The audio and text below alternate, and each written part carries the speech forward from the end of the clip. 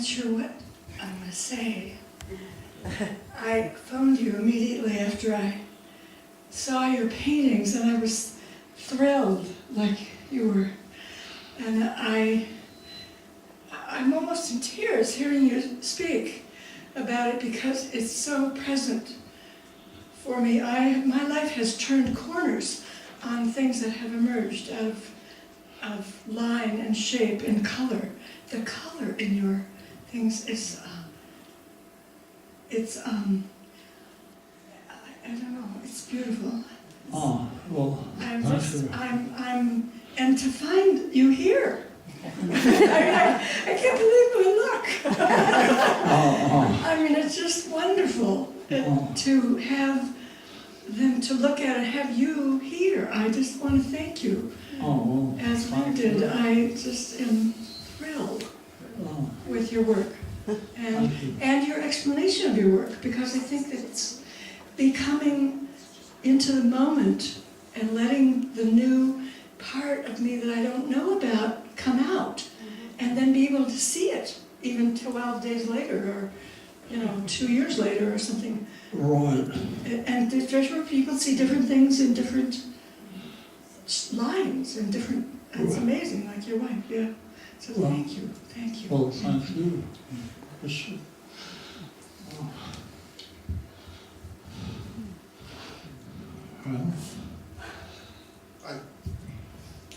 I wondered, from the things you've said, Conrad, and then looking at there are some of the paintings out there that are just pure figure.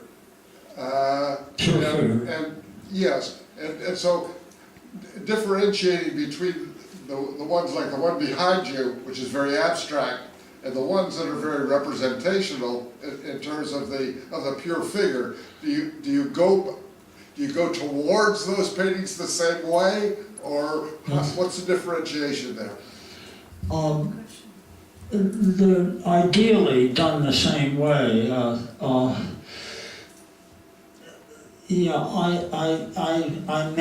have drawn and painted the figure for so long that it's pretty, my hand hopefully moves fairly intuitively, fairly quickly, like there's a tall, thin nude with no head, and that could have been done in 3-4 minutes.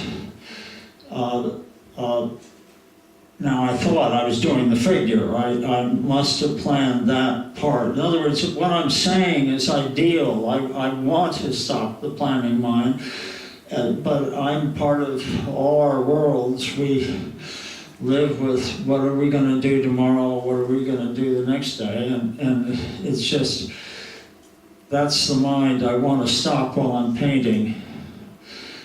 And maybe because I know the figure, I can move very rapidly. There's some photographs of Picasso working from memory, and he did Manet's Déjeuner sur l'herbe, which is the one with two very well-dressed gentlemen in a park and a nude lady in the middle.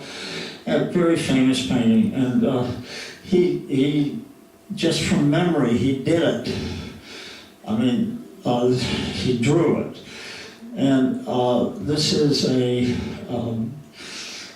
skill that's just incredible.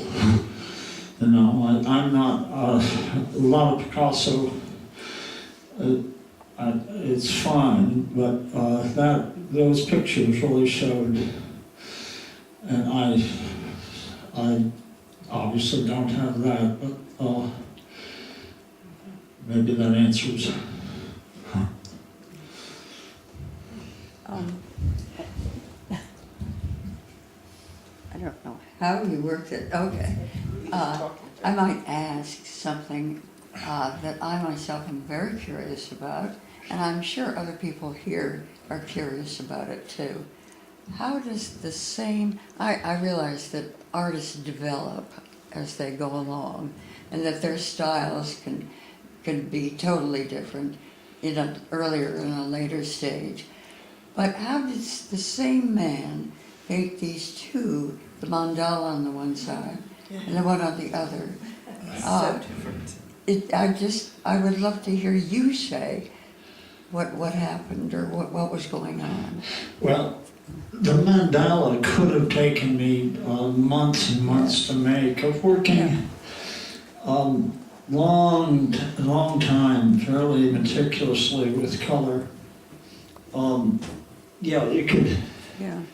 maybe bring it forward because you can't really see it too well. But I'm trying again. I don't know how I tell when the painting is finished. It is finished, but I was working with color in a fairly stiff manner, and I was working alone, way out in the country, and